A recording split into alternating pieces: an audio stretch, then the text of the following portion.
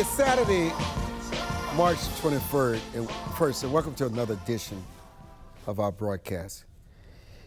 You know, war has a way of collapsing distance. You know, what feels far away suddenly can feel so close, economically, and yes, personally. What we're witnessing in the Persian Gulf is not just another conflict. When energy infrastructure is targeted and vital passages like the Strait of Hormuz are threatened, let me tell you, this makes it global. It reaches every American household, at the pump, at the store, in your heart, in your spirit, when you're on your knees praying, and in the growing anxiety about we have no idea what's coming next, do we? We really don't, including the president. He doesn't know what's coming next. But you know, beyond the economics, there is something deeper we don't often say out loud, which is why we have Sam FADDIS back with us today. You know what that is? Moments like this really unsettles us. The rhetoric is escalating. The tone is hardening from our president to Iran's leadership. And you know what history tells us? And history tells us that words like these rarely stay as words. They lead to miscalculation, to escalation, and to consequences we cannot easily contain. And let's be honest, can we? We all feel it, right? The unease, I feel it. The restlessness, the quiet fear, no matter how strong our faith in God and how much we pray and we thank the Lord and we say the Lord God's got it all in control. But guess what? Because we know from our biblical learning that this could grow into something much larger than anyone intends. Not just a distant war, but a conflict with ripple effects that reach our own soul. Well, look, guess what? We've seen it before through terrorism, through instability, through the painful reality that global conflict does not respect borders. We saw it in New York, and that brazen attack with these young people, those sleeper cells. And we ask ourselves, is that coming to a community near me? We all see it. And we also know the human cost. We have watched our soldiers return home and flag-draped coffins. We've seen others come back wounded. And then there's a lot they don't tell us. A lot we just don't know. So many scars, visible and unseen.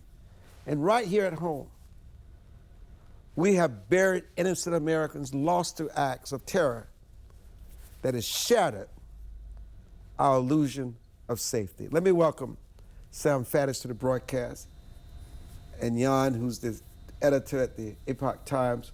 Yeah, Sam, talk about where we started, what we were told, and the reality of what it's becoming. Well, I think, as best I can tell, Armstrong, from everyone I have spoken to and everything I've seen, we started this war on the premise that we were going to bomb the hell out of the Iranians, to put it simply. Emphasis on their leadership and their command and control. And this regime was going to collapse. Either they were going to sue for surrender or the people were going to rise up in the streets, but one way or the other.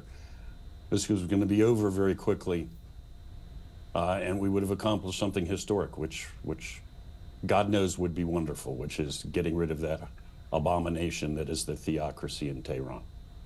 That didn't happen. I think I've been pretty clear from the outset that anybody who understood the Iranians and their preparations would have told you it isn't going to happen. Now we're into, a few weeks into this war. Basically, we bomb them, but they don't really fight back against our military. I mean, they do periodically, but the real way they fight back is by attacking civilian targets and increasingly the world's energy supply, along with closing the Straits of Hormuz.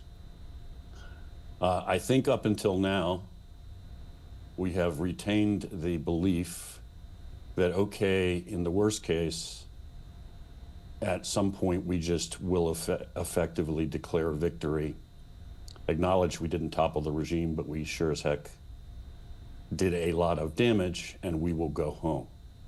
If I have a central concern, it is that that option maybe is no longer on the table, by which I mean we can tell the Iranians, okay, we're ceasing fire and try to defuse this, and the Iranians may no longer agree to do that.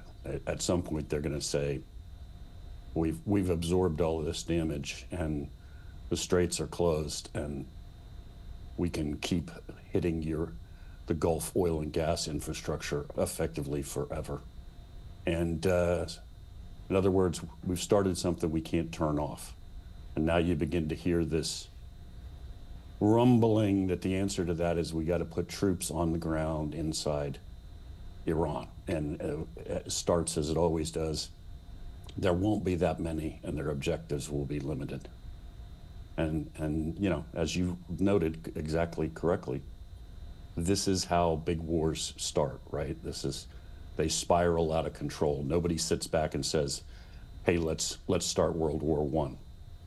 Some archduke gets shot, and then the next thing you know, we're off to the races. Talk about Israel, and I heard the president just within the last 48 hours say that they had no idea they were dropping those bombs that took out the intel chief, which Iran says, we're no longer at the table to negotiate. We're just going to go all out with this apocalypse. Well, I mean, look, start with this. I don't fault the Israelis for doing what they do. They're looking out for their national security. That's their job, to look out for their own national security and do what they perceive to be in their interests. That has nothing to do with anti-Semitism or anything else. I mean, that's what the Brits do. That's what the French do. That's what everybody does. What we should do. And therein lies the rub, as they say, right? What is in their interest is not necessarily, it's not compelled to be exactly what's in our interest. Our interests do not always align. I mean, I've said from the beginning, anytime Trump talks about this war, you can see what he wants is a happy ending. And I'm not trying to be silly, and I'm not trying to be snide. I mean that sincerely. He wants a free, prosperous, liberal, democratic Iran. That's what he wants. The Israelis do not necessarily, that may in fact not be at all what the Israelis want. If Iran ends up in chaos and civil war and famine, then to the extent that means the Iranians can't threaten Israel, for them that is a happy ending. Again, I'm not demonizing them. I'm just saying you can see in the example of attacking these gas fields and that have now precipitated responses by the Iranians. That's the Israelis doing something we didn't want them to do, and we wish they wouldn't, but that they made their own calculation, right? They are sharp enough to be able to say, you know, we don't actually answer to you. We're doing our own thing. And that's what they're saying. What about Sturmer pushing back on the president? What about NATO saying, we didn't ask for this fight. We're not going to use our expertise to clear mines in the Strait of Hormuz. You're on your own. Well, look, you know, I travel in Europe all the time, and I've been in and out of there for a big chunk of my life. But let's be honest, when it comes to American national security and foreign policy, the Europeans are always useless. So I don't know. I mean, when there was genocide in Bosnia on their doorstep, who stopped the genocide in Bosnia? The United States Army and the U.S. Air Force stopped the genocide in Bosnia. They would still be talking about it. But there is another side to this, which is, as you noted, we didn't ask them about this war. We made no effort to build a coalition. We just started the war. So there is a certain legitimacy to them saying, hey man, you didn't ask my opinion, and you didn't factor it into the analysis, and now it's not going the way you want, and you want me to put my men and women in harm's way. So I could see from their perspective why the Germans, for instance, would say, no, I'm not sending my guys down there. Why would I do that? If you wanted me to send my guys, you should have come around and at least given me the courtesy of speaking to me before we started this. You know, I want to go back to this thought, this just woeful thought, in my opinion, of putting the troops on the ground in Iran. If the president and those that mattered that could stop this from happening, what would be the argument you'd make to this administration right now why they should never even contemplate putting American troops on the ground in Iran? The magnitude of the task you're talking about. I mean, once you go into Iran, you are effectively now need to defeat the Iranians on the ground, right? You can't just say, we took this beach, now leave us alone. That's not the way that works. They will have the audacity to try to kill you on that beach, right? So you will have to put more guys on that beach and expand. And the scope of what you're talking about, you don't just need the whole U.S. Army. Actually, you need a bigger army than we currently have if you actually want to war game that. You better go reactivate divisions that we have shut down over the last 10 or 20 years. So it is not a question of you're going to have to bring in some Army guys. It's a question of you're going to have to put hundreds of thousands of American soldiers and Marines on the ground. That's what you're going to have to do. That is the scope. Literally, people have been speculating about this recently. How are you even going to plus up that quickly? Can you even do that with an all-volunteer army, or are we now compelled to reinstitute a draft? I mean, the magnitude, the size of the country, the size of their military, the scope of what you're talking about, I don't think most people have any idea. And anybody who has some, look, there are a lot of people in Iran who clearly want to get rid of the theocracy, get rid of the Ayatollahs, which would be a great and glorious thing. There's also a lot of really committed guys there, right? I mean, in World War II, we went island by island across the Pacific.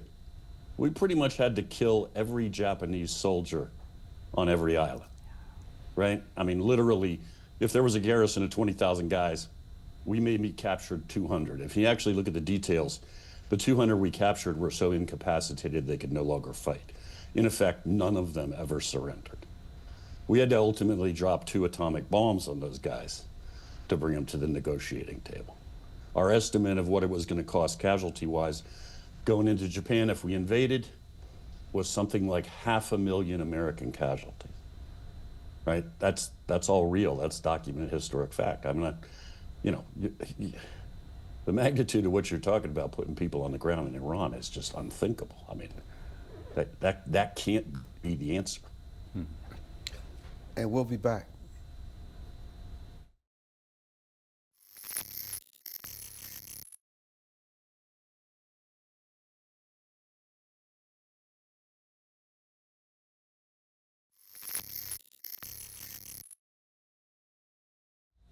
Sam, I want you to speak to something that is no longer dysfunction, but absolutely danger. It's when a transportation security administration official warns that airports could quite literally shut down. We're staring at more than inconvenience. I mean, we're staring at vulnerability. I mean, let's speak plainly here. When security systems are strained, when agents are overwhelmed, when focus is fractured, the margin for error, especially for terrorists, we remember 9/11, disappears. And in American aviation security, one missed detail is not minor, it can be catastrophic. We're already hearing deeply troubling accounts of prohibited items slipping through screening. Whether isolated or not, that should send a chill through every American as they ask yourself, what is Congress doing? Because our adversaries don't need perfection, they need opportunity. We saw it on 9/11. And dysfunction creates that opportunity. And if we continue down this path with Congress, we're not just risking delays or disruption, we're risking lives. We know that history has taught us at great cost what happens when vigilance slips and warnings go unheeded. We cannot afford to relearn the lesson of 9/11. And this is the consequence of governing by standoff instead of responsibility. A partial shutdown of our government, Sam, is not a political tactic. It is a national security liability. And where are the adults in the room? Leaders who understand that safeguarding the American people is not negotiable, it's not conditional, and it's not something to be gambled with. Yeah, well, amen. I mean, it's, you know, people see lines out the airport around the, you know, down the road, wait times on domestic flights are 90 minutes, 2 hours to get through security. And they're focused on the inconvenience of this, which I get, that's not inconsequential. But, you know, you've put your finger on it.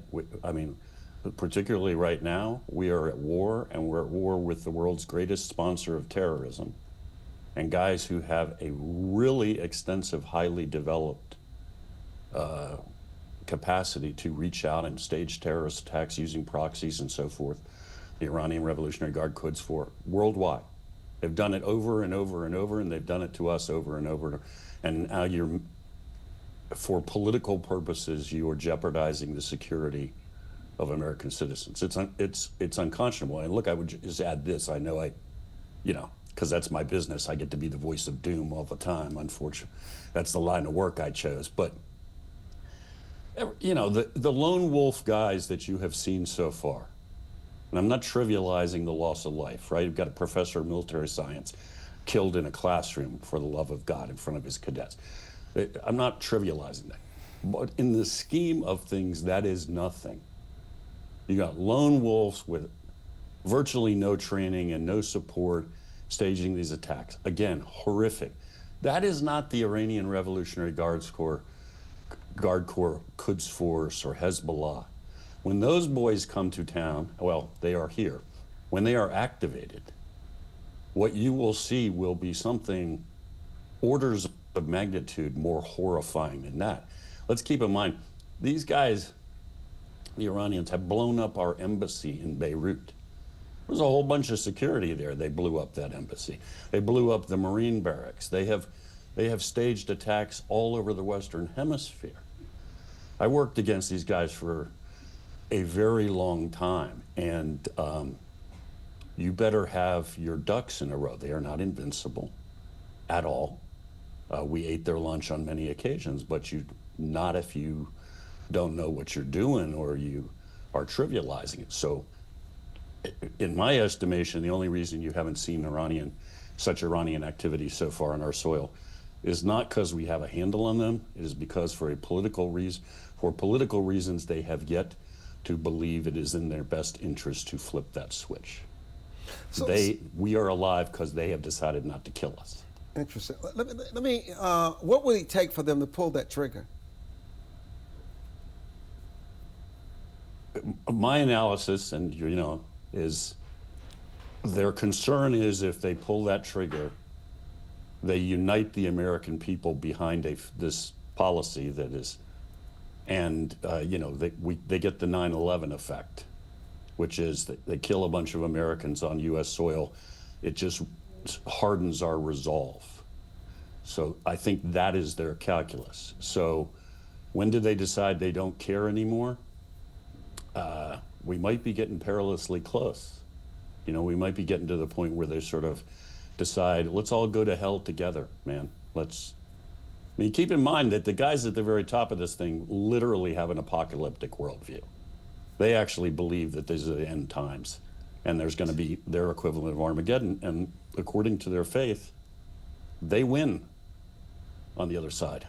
But that there must be Armageddon to get there is literally what they believe. There's no easy way to get to the end state. You have to go through fire and brimstone. And in fact, they actually believe it's their job to bring it on. So those are really dangerous people. So let me raise this. How does Qatar, Saudi Arabia, Bahrain, Oman, and all these UAE Gulf states respond to these brutal attacks on their economic stability? Do they sit back and do nothing? I think we're probably at the point where what they're doing is telling us, for the love of God, make this stop. Like, I don't care how we get off this road, but we got to get off this road. And the states, first of all, I mean, they're all completely economically dependent on oil and gas exports, right? I mean, you go to Dubai, and we used to call it plastic fantastic. There's a desert, and then there are skyscrapers and shopping malls, and for the love of God, they have an indoor ski slope in Dubai that they refrigerate to keep it working. All of that's out of the desert based on this money. As soon as that money from oil and gas is gone, it's all, you know, their whole reality is gone. So they can't ride this out. They don't have a diversified economy. And then there are individual states that are particularly vulnerable. I mean, Bahrain is run by a Sunni monarchy. It's like 80% Shia, who are very sympathetic to Iran. So those guys are sitting on top of a potential volcano in Bahrain. So, I mean, I imagine all of them are basically telling us, one way or the other, this has got to end, man. We can't ride this out. Yeah, I know you're the senior editor at Epoch Times. I know you've been harnessing yourself this. Well, I find this discussion like a little bit confusing, to be perfectly honest, because like, you know, you've stated, Sam, like that, yeah, they do have this apocalyptic worldview, and their intent is to bring that about all along. It's not like it's suddenly more activated right now than it was, you know, before, you know, the U.S. started hitting them, with the intent, as I think you said, like to kind of degrade their whole ability to wage war. I mean, I think this is the idea, right? Because, you know, we're the target. Like it's not like America wasn't the target before, right? All of a sudden, so what is it confusing? wasn't like, well, my point is that it's not that like the new thing, right? What's the new thing? Well, they may activate these latent sleeper cells that they have put in America, that we know they put in America. That's true. But like, what's the other option? Just wait until they activate them when it's kind of beneficial, that's kind of favorable to them to that. So what I'm saying is, of course, I hate the idea of war, and the thing that worries me the most, you know, I've been on shows talking about how, you know, from a geopolitical perspective, right? Communist China has been using Iran as this instrument of power, basically keeping America's gaze. You know, some people even argue that World War III is already upon us, that the Chinese Communist Party has started it, just using all these different asymmetrical, unconventional, unrestricted warfare tactics. I don't know if I would say that exactly, but roughly, yes, that's true. It's just not actual attrition, but it's all kind of, it creates that instability. They've been pushing that instability, you know, all along, getting Iran to fund Hezbollah, all these non-state actors, and keep the gaze away. So if this war could have been done quickly, that would be a huge thing. Now, first of all, I don't have the depth of knowledge that you do, Sam, about the region. What has confused you? You got to tell us what has confused you so we can address it. Well, we're kind of saying, like, we just need to kind of supplicate ourselves. Like, it's just the feeling I'm getting from this conversation is, well, the only thing to do now is kind of supplicate ourselves to the mullahs, because that's the only way that we're going to kind of stop this. But like that, I don't know. To me, history tells me that never works. Sam, right? Respond. Yeah, well, that's not at all what I'm saying, and that's not an option, and I would never recommend that. If I had to try to encapsulate what I'm saying about the Iranians, I mean, the regime for 50 years has been an enemy, and they have killed a whole bunch of our people. My question would be, why now and why this way, right? Why all of a sudden does the regime have to go after 50 years? And if we say, okay, we are gonna get rid of these guys, why this way? Because I think it's clear, this isn't working. They are not about to collapse. The regime did not fall. It's not going to fall, right? And they can effectively continue to do this forever. Again, they're not going to attack the Abraham Lincoln Carrier Sam, why is that? battle. They can effectively do this forever? I mean, isn't it an 80-20 issue over there? Doesn't most of the population really actually kind of despise the regime? But like, I'm open to being educated here, by the way. They're not going to let themselves be led out to slaughter. Yeah. Well, no, sure, of course. I do not, look, I say this all the time, I'll say it again.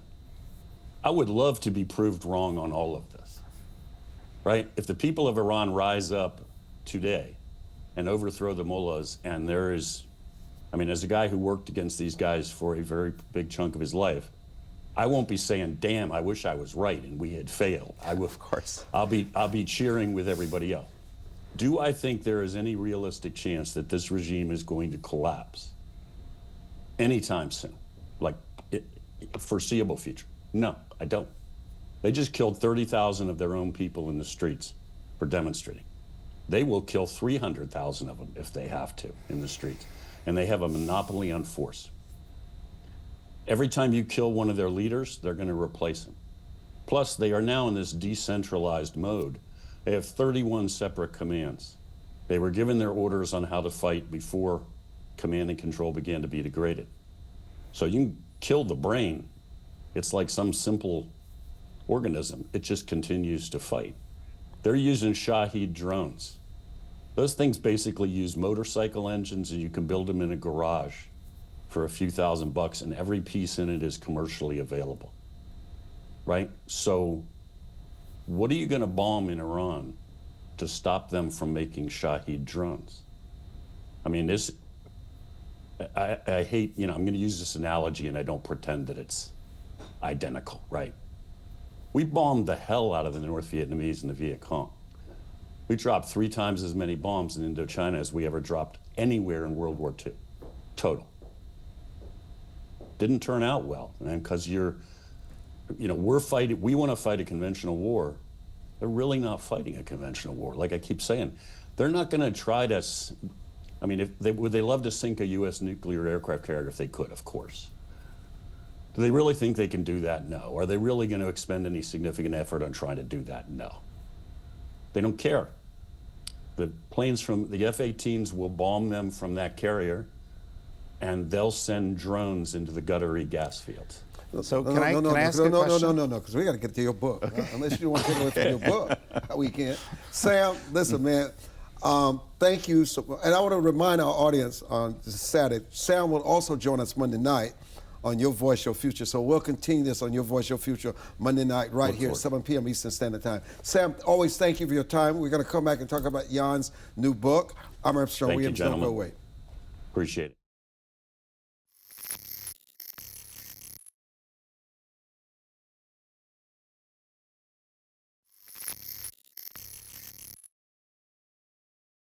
Let me welcome back to our studio Congressman Rick McCormick from the 7th Congressional District in the United States House of Representatives. Congressman, why the debate that limit the president's war powers, it was defeated again. Does he have unlimited power in what he's doing? So nobody has unlimited power. That's not the way our government works. But he does have, it is limited to 90 days, the way it stands right now. I think he'll get it done in much less than that. I think we are in a great position internationally to put pressure on actually our allies to help us escort ships through the straits. I think to cut off the weaponry. Certainly they don't have naval ships to mine any longer. They're trying to use small ships, but I think I'd hate to be one of those crews that's assigned that mission. It's a death warrant. I think we are able to control the entire peninsula. If you look at the warships we have going there right now, we're in such a great position. I think this is going to be over in short order, at least in any major combatant way. And what happens if it's not? Well, if it's not, I guess we have another problem to deal with. But quite frankly, we've been dealing with it for about 47 years. We've been attacked over 40 times. We've lost 1,000 Americans. We lost 220 Marines in one day. We lost 3 Georgians about 2 years ago during the Biden administration. Quite frankly, it doesn't matter if it's Biden or Trump. I've been calling for this for a long time ago. When their proxies shoot on your warships, you sink their Navy. When they use their drones to kill Americans, you destroy those factories that produce those drones. Paying softball with these guys, appeasement has never worked. The money that Biden allowed them to have through reducing sanctions, the money that Obama gave them in cash, was literally used directly to fund terrorist organizations, not just in that region, but around the world against us. That's a very bad thing. So what is the price for all Americans watching this today? Do you think Americans are willing to pay? And what would you call and define as your end game, Yeah, Congressman McCormick? Yeah, well, if you look at historically, there's always been Americans, even at the beginning of this nation, a third of the nation wanted to stay loyal to the crown. A third of the nation wanted to leave, and a third was neutral. Every war we had since then, we've had some sort of division. It doesn't matter if it's Vietnam, which was very controversial, even World War II. We drug our feet getting into World War II, World War I. It doesn't matter. People don't want to have war. I don't want to have war. I had too many of my good friends die in war. But tell us, Congressman McCormick, what's the end game when you would know that America has achieved this goal and we can leave the Middle East and Americans can stop this uneasiness and fear as if much of this is going to end up on our own soil through these sleeper cells? What is the end game? Tell us what that is. Well, first of all, we're much less likely to have something end up on our soil right now as far as weaponry and violence, because you've taken out their attention from us. Yeah, but Americans are already seeing violence. We saw what happened in New York. We saw what happened in all this. But I want to focus on what's the end game. Share that with us. Yeah, so once we actually have control of the straits again, we open up, the oil prices will immediately go back down to normal. It's not like Iran was selling to us. They were selling to China and to Russia. So it's going to affect our economy very little once this has come to a conclusion, probably within the next 2 months at least, actually at the most, I think. So the prices will immediately come back down to normal. You'll have one less adversary to worry about that's basically funding terrorism around that region. Venezuela and Cuba and Iran isolate Cuba, so it's going to affect the Western Hemisphere. So let me stop you. When you say isolate Cuba, you agree with the president's war talk about going into Cuba? Well, first of all, you're not going to need to. That government's going to collapse on itself. If you look what's happening right now, they're going after the communist headquarters, the civilians, without any weapons. That's the boldness of an unhappy... And if it doesn't collapse, do you advocate going into Cuba militarily? No, I don't think that's going to be necessary. Okay. Now, on the home front here, something that, it's not as if Americans don't have other things to worry about besides the instability of the war. You have the ACA that is expiring. Many Americans are insured. They're losing their way of life. They're opted out. Do you think they really realize the consequences of what's going on with the Affordable Care Act? I hope they realize who's responsible for that. Yeah, we understand that. This is a fair point. Yeah, it's a fair point. If we look at the history of the Affordable Care Act, since it was passed, with good intentions, I hope, the price of insurance has gone up by 100%. It doesn't apply even-handedly. When you talk about shoring it up, that was from the COVID era shoring it up, and that was meant to expire, voted for 100% by Democrats. No Republican voted for it, both the Affordable Care Act or the supplementation you're talking about that's expiring. That was an expiration set by the Democrats, knowing that it was unaffordable and it only affected 7% of the population and only by a small percentage of the increasing premiums. So this is all set up knowing that it was going to fail. Knowing that it was going to increase premiums dramatically, knowing insurance companies would make 240% more in net profits, knowing that physicians were going to be forced, half of all physicians since the Affordable Care Act have been forced out of private practice. We know this is a fact. No, you will not get a disagreement with us on this, but what are Americans to do now? Yeah, so I just had a brief from the White House today, right before we got on. And it wasn't coordinated effort. It just happened to be, look what Trump's doing with most favored nation status. What does that mean? When you have drug prices, they're going to be either through biosynthetics or a competitive market internationally, forcing the drug prices down, which is one of the bigger parts of healthcare expenses, allowing people to get catastrophic insurance with funded HSAs that allows people to get a much reduced premium, which is one of the biggest problems we have in affordability, when this is the biggest cost to all Americans, by the way, biggest cost to governments, by the way. The president has several initiatives. As a matter of fact, next show I'll come on and I'll break it down one page at a time. I'm getting a 3-page dissertation on this so I can break it down in layman terms. But the president is being very aggressive. The problem is the Democrats want an issue, not a solution. You know this already. Every time the president comes up with a great populist idea, something that America supports wholeheartedly, the Democrats don't want him to have a winning issue, even when it comes to something that benefits all Americans. So he'll come up with something that's very good for healthcare, which I support, a Singapore-type model, which I can explain later. But basically, we're going to fund your HSA. We're going to give you catastrophic competitive insurance at a much more affordable rate, and you're going to be better off. And I guarantee you, the Democrats are going to vote against it. So he's going to have to do everything by executive order. The next president's going to come in and do something that basically buoys up these insurance companies, which make up, by the way, Insurance companies and big pharma make up 4 of the top 10 Fortune 500 companies in America, So- 7 of the top 20, and it's unaffordable. So, Congressman McCormick, given how vulnerable we are, we realize what happened at our airports on 9/11. Can the Republicans and Democrats not cross the aisle to put an end to this partial government shutdown where TSA and other critical workers are not getting paid? Air traffic controllers. Can we just put away this silliness and do what's in the best interest of we the people? So we have a couple things that I just addressed in the last 2 days. First of all, just asked about the White House today about that. I said, what's the holdup? Why is Thune not going to a talking filibuster? And they talk about the amendment process. I said, but anything we have is better now to pass the Save American Act. Why can't we pass the DHS? Well, as we get further and further away from the shootings and the things they have leverage from, they're losing their ability. They're losing something that they thought was a populist movement. It's not. People don't like the airport lines. I certainly don't like them, and I have to travel more than most Americans. Believe me, it sucks. But when you look at what we have for leverage to pass the DHS in a time of war, I don't care what you want to call this. This is a time of war to increase the instability of travel. Not fund Coast Guard personnel, not keep America safe. I think they're losing their traction. I think we're going to come to the table pretty soon and get this passed, because I agree with you. This is the wrong time for that kind of fight. Will Save the America Act pass? I would like to think it should. I mean, it's a 70 to 80%. Even if they think they have leverage, they have no leverage. There's not one state where this is not popular. There's not one demographic where this is not popular. When I say popular, like, where do you see any other thing that we vote on that's 70% at the least, 70% popular, 70-30 issue, sometimes 80, even 85-15. No other issue is this popular.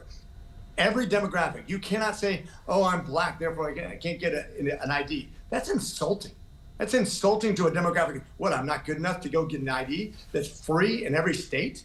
I'm not capable of doing something that requires to go cash a check or go get a job or do anything else? If you're talking about, oh, I can't find my wedding certificate. You know what it takes to get a wedding certificate in most states? A social security card and an ID. So it's a ridiculous statement. This is just trite because they know they want to cheat. You know, Congressman McCormick, it's always a pleasure having you on. Much respect. I know you got to rush off because you got a flight to catch. I want to make sure you get on that airplane so you can experience what everybody else is experiencing, and maybe it'll bring us closer to finding a resolution to ending this partial government shutdown. Thank you so much for joining us. I look forward to having you back. The follow-up on that, on the ACA, you said you would come back and explain it in detail, and we will have you back. Thank you so much for joining us. I look forward to it. I'm a big fan, as you know. God bless you, Semper Fidelis. Have a great weekend. Thank you. And we're going to come back and talk about John's book, finally, the senior editor of the Epoch Times, a good friend of the congressman, by the way.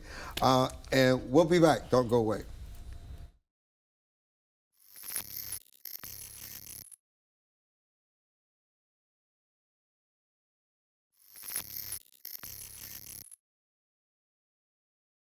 You know, Jan, you have written a masterpiece, Kill to Order, about what's going on in China. Your book, there it is on the screen. After everything we've discussed today, I think this is one of the most critical issues as well. Talk about Kill to Order.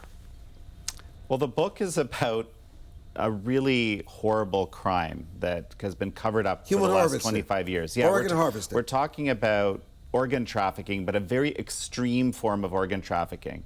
But the more important part of the book, as you point out, okay, is not that there's this extreme industrial scale organ harvesting from prisoners of conscience, forced against people's will, obviously, that's happening in China for decades.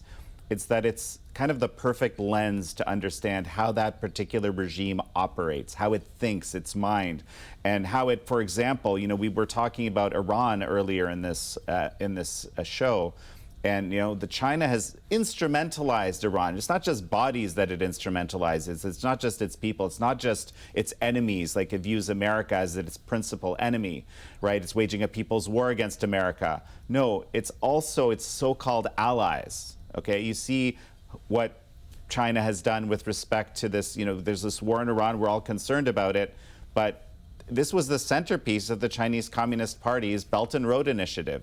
It was their attempt to make it impossible for America to focus on its greatest adversary. That's the subtitle of my book, right? The true nature of understanding the true nature of America's greatest adversary. So we were now. So this is the end of the question. I want to make sure when people are looking for an organ donor, how what Jen is talking about, this kill to order, a lot of these organs end up in the United States at our hospitals. Well, so here's how it works, right? Like I'll give you the 2-second version, okay? In a normal, healthy, ethical situation, okay, you have to have a catastrophic accident. Someone needs to basically be almost dead. They're not coming back. The ethics team decides blood type, tissue type, organ scan. It all has to match size, right? And that's very rare for all these matches to happen. And then you rush to get it done, right? In China, you can schedule it in 2 weeks. One of the early whistleblowers, that's exactly what happens. He was a transplant surgeon, heart transplant surgeon. His patient said, I'm going to China, and in 2 weeks they've scheduled it. Okay, how is that possible? Because what they've done, back in 1999, they took an innocent group of people, a grassroots movement, a spiritual discipline called Falun Gong, people practicing truthfulness, compassion, tolerance. They dehumanized them with horrible propaganda language, as they've done all throughout the ages against different, what they call black classes. This was the newest one. Then they incarcerated 1 million of them. Then they blood type, tissue type, organ scanned them. And now they had a database. They had, some people just call it a stable. I hate that term. But basically, you have these prisoners of conscience, ready to be killed to order, pre-matched. The moment that money is paid, that transaction is made, that person goes to China. And at the moment, it has to be in China because you can't transplant from a dead body. When organs are removed, they basically get, they degrade really quickly. So the person goes to China, and then that person in China, in that prisoner of conscience, is shipped and killed to order. And that's the reason my book is called Kill to Order. And they're killing healthy people. I mean, Falun Gong practitioners were known to be particularly healthy, right? Don't drink, don't smoke, basically kind of live a healthy lifestyle, don't like putting bad things in their bodies, do these slow motion exercises, a bit like Tai Chi, that are actually a lot of health benefits. That's why there are 70 to 100 million practitioners of Falun Gong in China in '99 when the dictator Jiang Zemin decided to crush it. Right, it was bigger than the Communist Party, but not hierarchical. That's what's really interesting, right? But you're also telling us here today, this is not isolated. No, not at all. And you know, people from all over the world, unfortunately, like we had a South Korean. I cataloged 20 years of research in this book of evidence, basically showing. You know, we've learned horrific things. Like there was a South Korean film crew that went in with this, you know, one of those hidden cameras that went in years ago and had people basically, yeah, we can order basically organs on demand. I mean, finding astonishing things. I even know one anecdote, and this is really macabre. This shows kind of the excesses that having this sort of monstrous kind of system of death available somewhere, right? There's someone in Germany, right, very affluent person, drinks a lot, has a rare a liver condition, a weird histology, right? So it's hard for her to get a liver transplant. Drinks a lot, has cirrhosis, needs the transplant, goes to China, gets it done quickly, comes back, lives a few more years, keeps drinking. That liver gets bad again, goes back to China, second time, okay? And over, I think it's about 12 years, 3 times, okay, she's got basically ended up with 3 livers over the course. And this would be completely impossible in any kind of ethical system, right? But basically they take it, well, money and something else. Yeah. Do you remember the hot mic moment that happened? Tell me about that. So Xi Jinping, Vladimir Putin, okay, are in Tiananmen Square. They're looking at this military parade, okay, and they get caught on a hot mic. Longevity. I'll paraphrase super quick, okay? Mm-hmm. She says to Putin, when we're 70, we're just babies. Putin responds and says, if we can achieve, and we can actually achieve immortality through continual organ they can live transplantation. 150 years. Yeah, and then she says 150 years. That means, basically, they revealed to us that this forced organ harvesting industry is actually part of the elite longevity project. By some numbers, it's 10 years longer for those elites. But it's also in the United States. We've not gotten into the human trafficking of those organs in the United States and where they end up. That's in your book. Yeah, no, absolutely. Like we think there's more people in, say, Taiwan, South Korea, these places that go, but there's Americans, there's Europeans, there's all sorts of people go to China to get these organs. Because they want to live. And because they want to live. They and take they advantage. know there's going to be a market for it. They don't care how they get the organ. They're not ethical. They're just trying to survive. They want to be healthy. And the Chinese understand this. Well, and a big part of the book is how the CCP is incredibly effective. I have a whole chapter about this, at making us complicit, of taking advantage of our desperation, right? And, you know, and also, frankly, our greed, right, as well. And that, unfortunately, is part of it. And it's horrible for me to think, frankly, that there's people out there who are happy to allow someone to die so that they can live.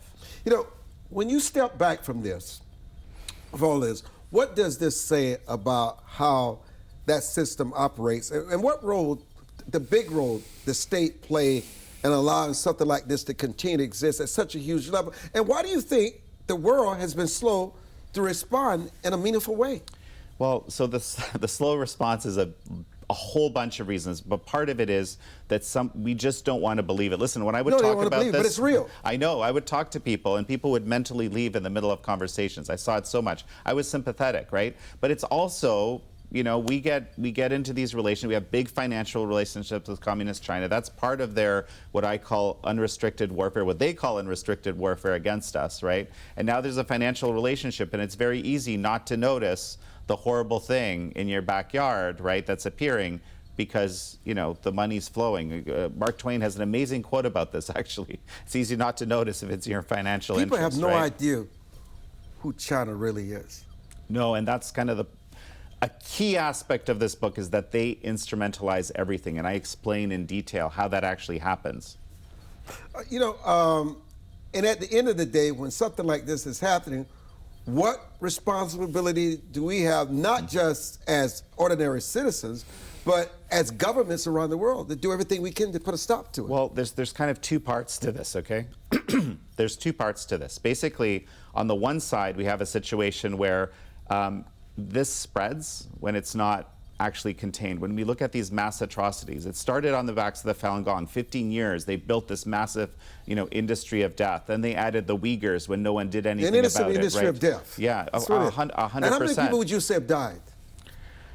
That's a really tough estimate to make. Tough. I don't like to say. I say 60 to 100,000 transplants a year. Transplants a year. 60 to 100,000 transplants a year. But it could be multiple transplants from a body.